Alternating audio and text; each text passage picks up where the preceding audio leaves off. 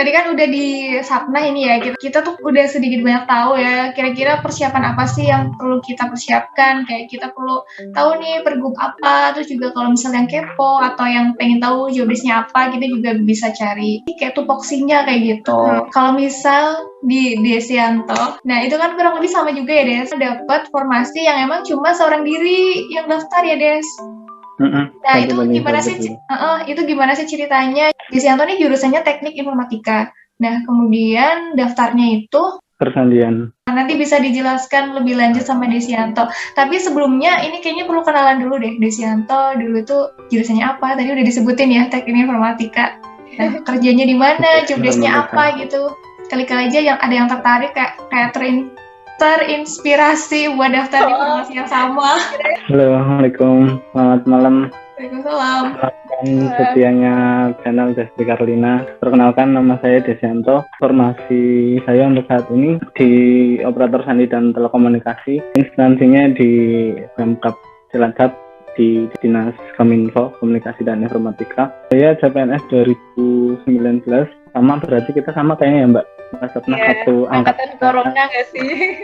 Waktu saat pendaftaran agak melenceng di kualifikasi pendidikannya karena memang kualifikasi pendidikan untuk operator sandi itu dulu D3 Teknik Informasi atau D3 Persandian. Nah, saya D3 Teknik Informatika. Kita sempat ngobrol-ngobrol kayaknya Mbak Destri dulu. Mbak Destri satu angkatan sekolah dengan saya, tapi untuk CPNS-nya ini dia memang seniornya saya. Enggak, biasa aja. Saya banyak belajar dari dulu. Dari Mbak Destri ya? Jadi berasa kayak kakak kelas. Nah, ini kan Desianto kan jurusannya Teknik Informatika gitu ya. Pas mantep gitu. Padahal kan tadi kayak bilang, aku jurusan Teknik Informatika, tapi ngelenceng buat daftar di formasi yang kualifikasinya itu D3 Informasi sama D3 Sandi. Persandian. D3 Persandian. Itu dulu sempat menghubungin BKD-nya atau di adminnya atau gimana? Nah, sama sih. Mungkin cerita sedikit nambahin sebelum sampai ke situ, memang setiap kita lah Mbak Destri, Mbak Sapna pasti ini istilahnya rezeki yang dari Allah kasih itu jalannya sendiri-sendiri gitu. Dan alhamdulillah sampai di titik ini pasti banyak sekali cerita-cerita yang kenapa kok kita akhirnya milih ini. Nah dulu saya memang kalau prinsipnya Mbak Sapna itu nyari yang nyaman, nyari yang kita suka dulu. Kalau saya malah dulu kayaknya kebalikannya Mbak. Saya itu kayak masa bodoh dalam artian yang penting saya masuk dulu, perkara nanti sesuai nggak sih dengan kebidangan saya, sesuai nggak sih sama keahlian saya belum mikir ke situ. Makanya dulu sebelum pendaftaran memang istilahnya kan kita harus mantau dulu atau harus jeli lah memilih formasi. Saya tadi Mbak Sapna sampai bikin Excel dan sebagainya. Nah kalau saya dulu triknya gabut sih kayak aku. Tapi keren itu Mbak, jadi benar-benar ngelisnya yang ada formasi kita itu di mana. Nah dulu itu sering lah saya sharing-sharing dengan yang sudah pengalaman, sudah masuk duluan. Nah kebetulan kakak kelas saya itu ada weling yang istilahnya menjadi pedoman saya kenapa milih formasi. Nyari yang peluang tanpa formasi, tanpa pelamar tadi. Dia bilang, aku nggak percaya dengan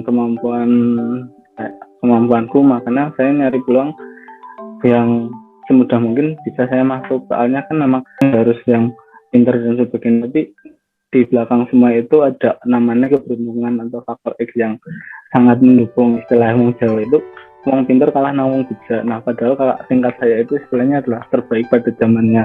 Kami bilang seperti itu. Akhirnya yang memotivasi saya yang penting nyari peluang. Nah kata-katanya adalah nyari peluang semaksimal mungkin untuk memudahkan jalan kita masuk ke apa yang kita raih tadi. Akhirnya saya itu kalau saya nyebut dulu itu metode yang saya pakai itu adalah metode gambling. Daftar kan kita boleh milih dulu tapi belum submit dulu di aplikasi SSCN. Ganti lamaran itu bisa ada 4 atau 5 kali lah saya mantau terus karena memang kan pada saat ada perbedaan kayaknya ya Mbak Destri di pendaftaran 2018 dengan 2019 itu kan 2019 nggak bisa lihat jumlah pelamar, maksudnya kalau di 2018 kan dulu bisa. Karena di tahun saya dan tahunnya Mbak Sapna kan nggak bisa lihat jumlahnya kayaknya ya Mbak dulu. Iya, baru tahu tuh pas kita pengumuman dokumen kan, kayak akhir, sudah terima karena lolos dokumen gitu kan ya.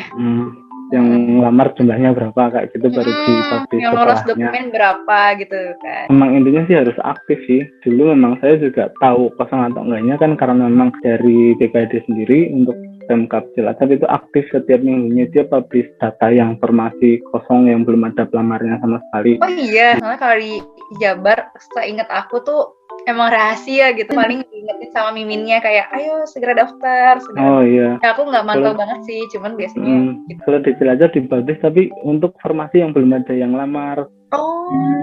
Cuma bukan jumlah totalnya tapi dari misal nih dari 700 sekian dulu yang udah keisi sekian. Nah ini misalkan per minggu biasanya tinggal 30 sampai di minggu terakhir itu tinggal di bawah 10 lah. Itu yang belum ada pelamar. Ini kayaknya di BKD Pemprov Jabar juga, cuman aku kan nggak mantauin banget. Ini karena jenengan udah mantep dari awal. Saya kan memang saya nyari jalan yang paling gampang. Pendaftaran mau tutup H-1 lah istilahnya. Saya masih belum apply karena memang mantau itu sih. Dan saya lihat di formasi yang kosong ini ada yang rumpun jurusannya itu sama dengan saya, tapi memang kualifikasinya ini beda. Yaitu tadi operator sandi dan telekomunikasi. Di kualifikasi pendidikan yang dicantumkan Pemkabnya saya memang beda. Dulu sempat tanya sih. Dulu juga sempat juga ke IG. Kalau email sih enggak, karena memang dulu kayaknya Pemkab enggak buka email. Soalnya saya lihat di formasi lain di kabupaten Pemprov lain dengan jabatan yang sama operator sandi dan telekomunikasi itu ternyata kebanyakan memang D3 atau S1 teknik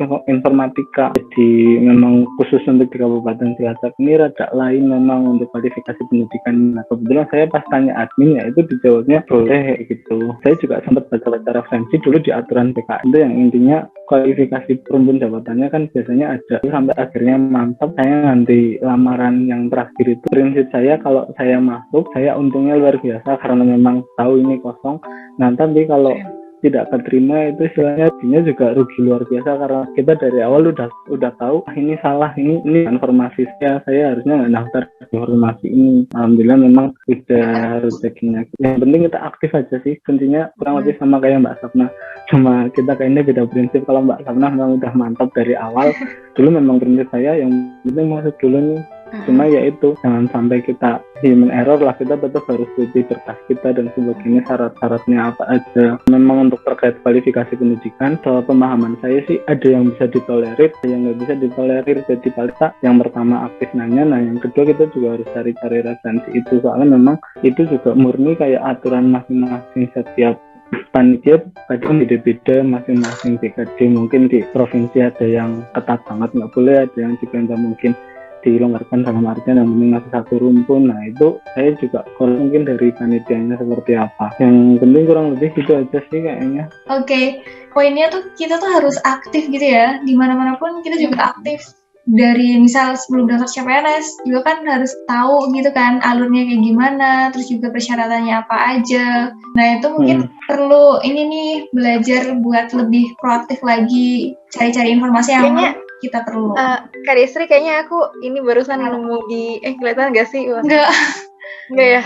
Kan setiap nih ya ada informasi kayak dia butuhnya jurusan apa aja, formasinya ada apa aja. Nah aku juga lihat dari situ download kayak setiap instansinya gitu.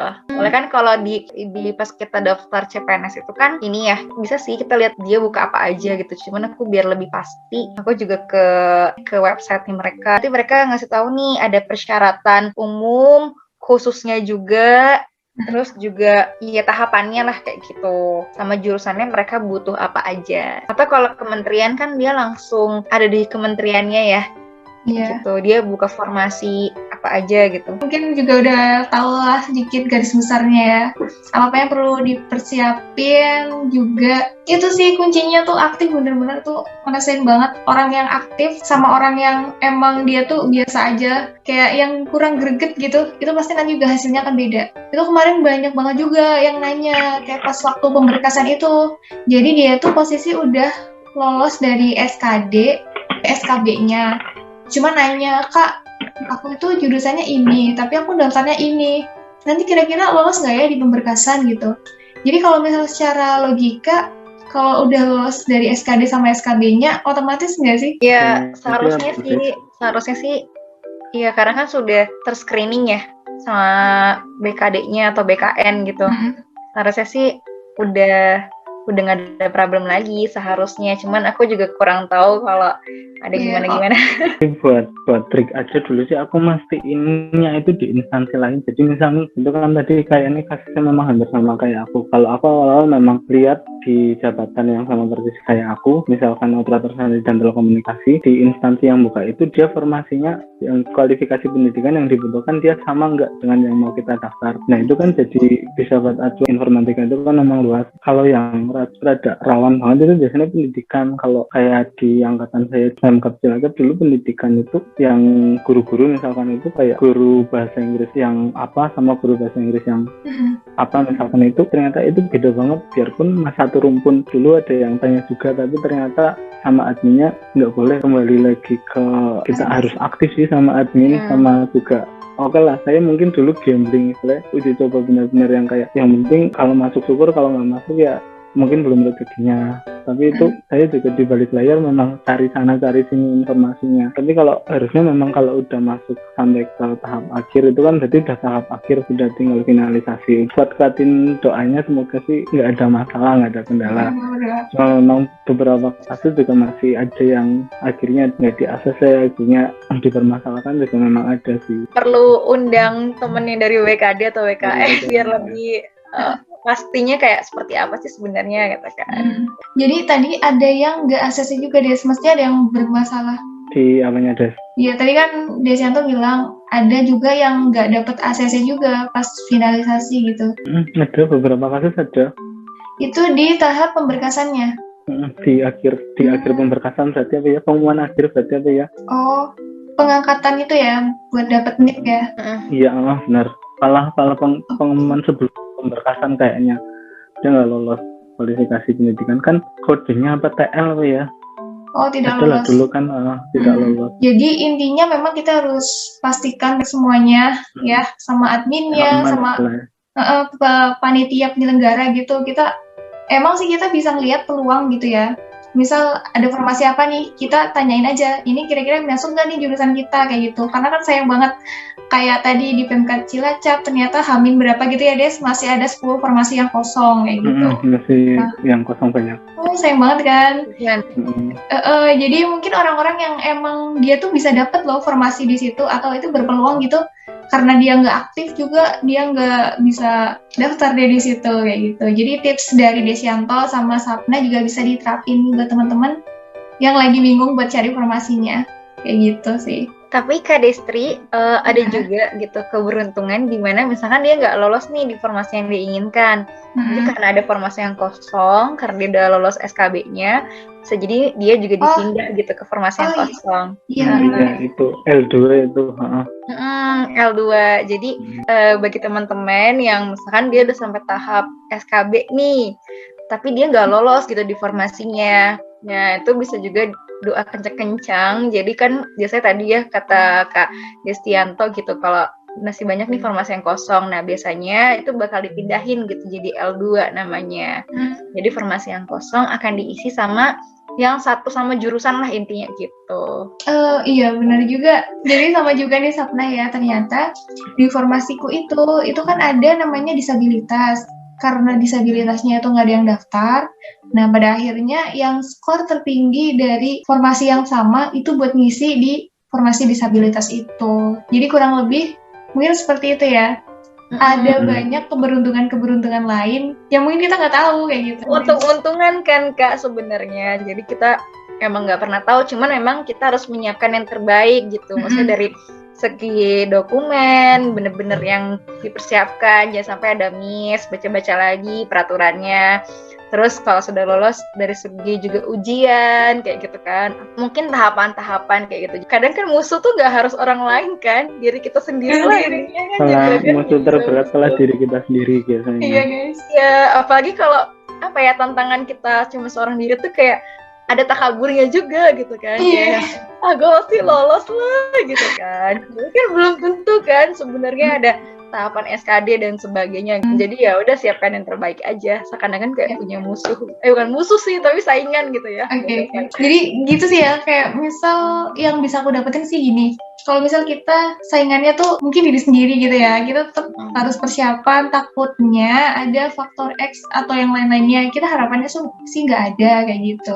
Cuman kan kadang kita juga nggak tahu, kayak tadi keberuntungan juga kita nggak tahu datangnya tuh apa gitu kan, begitu juga sebaliknya gitu.